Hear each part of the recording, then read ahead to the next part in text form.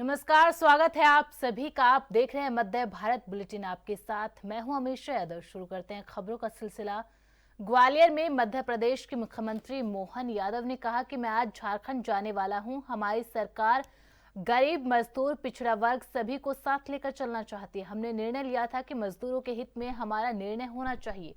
कांग्रेस अध्यक्ष मल्लिकार्जुन खड़गे के बयान पर उन्होंने कहा कि इनकी बात जनता समझ चुकी है, कांग्रेस की बात का कोई भरोसा नहीं।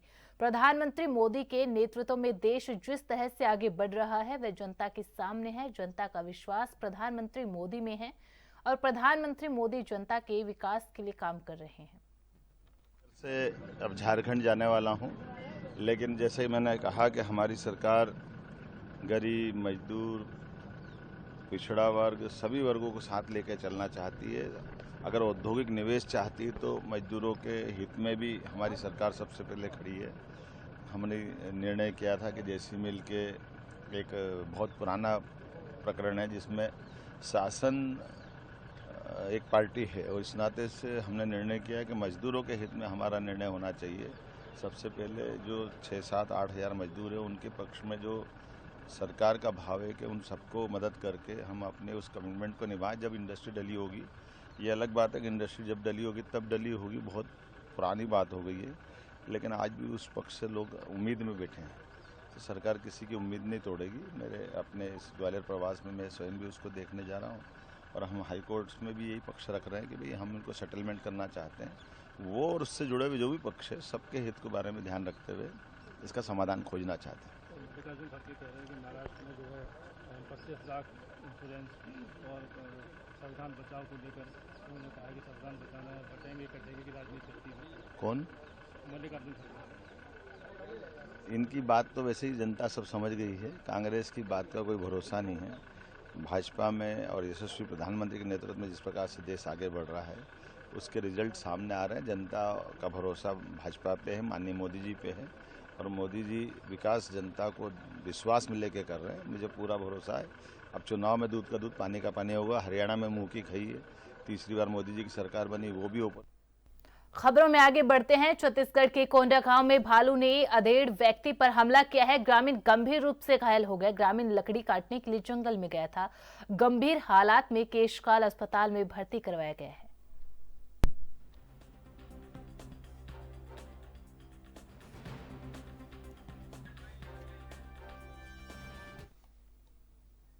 मध्य प्रदेश के आगरमालवा में सुबह पानी के गहरे गड्ढे में गिरने से युवक की मौत हो गई। गड्ढा बांध निर्माण एजेंसी ने खुदवाया था। एजेंसी की लापरवाही सामने आ रही है। मामले की कार्रवाई की जा रही है।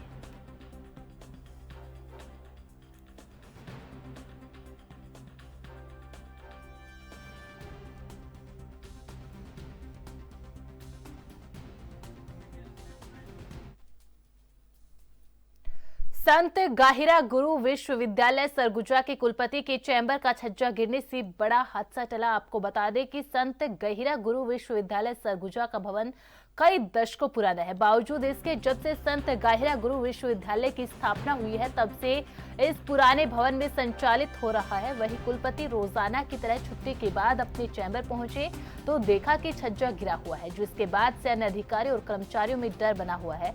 इधर कुलपति ने कहा कि इस जर्जर भवन के खतरे को देखते हुए इसी परिसर के दूसरे जगह कार्यालय बनाया जाएगा। वही संत गाहिरा गुरु विश्वविद्यालय के खुद का भवन जल्द तैयार किया जाएगा।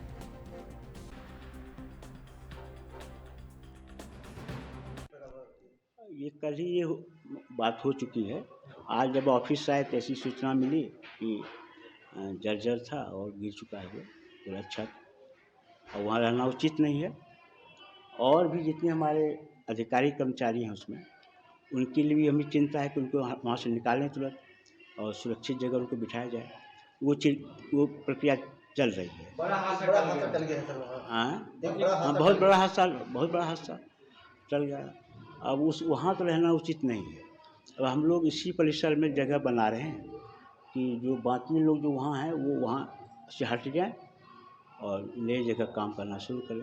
वहाँ जैसे आपने पूछा तो वहाँ कब जाएंगे, हम लोग बहुत तत्परता से लगे हुए हैं और उम्मीद है इस महीने के अंत तक हो सकता है चले जाएं या अगले महीने, लेकिन जल्दी जाने वाले हैं।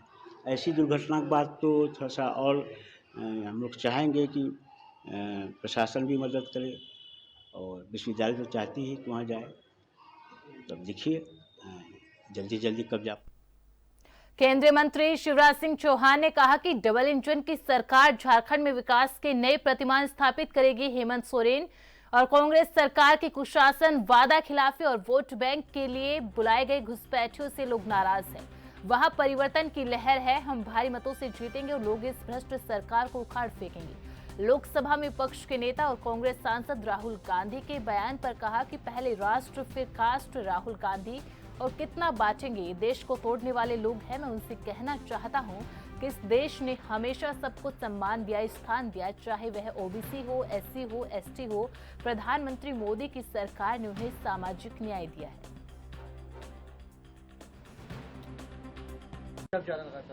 झारखंड में तो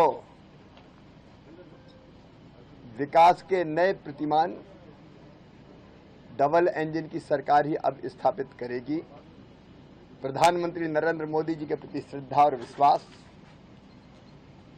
और हेमंत सोरेन जेएमएम कांग्रेस के गठबंधन की सरकार का कुशासन, उनका भ्रष्टाचार, उनकी वादा खिलाफी और अपना वोट बैंक बनाने के लिए जो घुसपैठिए बुला रखे हैं उनने, उसके कारण जनता बुरी तरह नाराज है। परिवर्तन की लहर चल रही है। अब पूरे विश्वास के साथ मैं ये कह रहा हूं कि भारतीय जनता पार्टी और सहयोगी मिलकर एनडीए गठबंधन में अब सरकार बना रहा है। हम शानदार बहुमत से वहां विजय हासिल करेंगे और भ्रष्टाचारी सरकार को जनता उखाड़ के फेंक देंगे। लेकिन राहुल गांधी कह रहे हैं जाति की बात कर रहे हैं झारखंड में भी और महाराष्ट्र में। पहले राष्ट्र फिर कास्ट। राहुल गांधी कितना बांटोगे भाई, कितना बांटोगे? यही तोड़ने वाले लोग हैं, ये देश को बांटने वाले लोग हैं, ये भेदभाव पैदा करने वाले लोग हैं। ये देश के हितैषी नहीं है वोटों की खातिर। ये विदेशों में भी भारत की आलोचना करते हैं। ये कभी भी भारत के हितैषी नहीं हुए। मैं राहुल जी से कहना चाहता हूं, इस देश ने हमेशा सबको समान स्थान अपने हृदय में दिया है। हम सब भारत मां के लाल, भेदभाव का कहां सवाल। और सामाजिक न्याय भी, चाहे वो ओबीसी हो, एसटी हो, एससी हो या सामान्य वर्ग के गरीब, अगर किसी ने दिया है तो प्रधानमंत्री नरेंद्र मोदी जी और भारतीय जनता पार्टी की सरकार ने दिया है। ये तोड़ने वाले लोग कभी सफल नहीं होंगे, जुड़ेंगे। कैलाश विजयवर्गीय का बयान, कहा राहुल गांधी में मैच्योरिटी की कमी है। वे भूल जाते हैं कि वह संवैधानिक पद पर है और उनके द्वारा की गई कोई भी हरकत पर पूरी दुनिया की नजर रहती है। कांग्रेस के लोगों को उन्हें सही सलाह देनी चाहिए। राहुल गांधी द्वारा कमला हैरिस को लिखे गए पत्र के बाद नगरीय प्रशासन मंत्री कैलाश विजयवर्गीय ने ये बात कही। रविवार को विधानसभा क्षेत्र के एक दीपावली मिलन समारोह के दौरान कैलाश विजयवर्गीय ने कहा कि हमारे यहाँ के कार्यकर्ता पार्टी के लिए सोचकर काम करते हैं कि देश के लिए काम कर रहे हैं, निस्वार्थ भाव से काम करते हैं। सदस्यता अभियान में इंदौर नंबर 1 आया, इसमें विधानसभा क्षेत्र एक पूरे देश में नंबर 1 आया।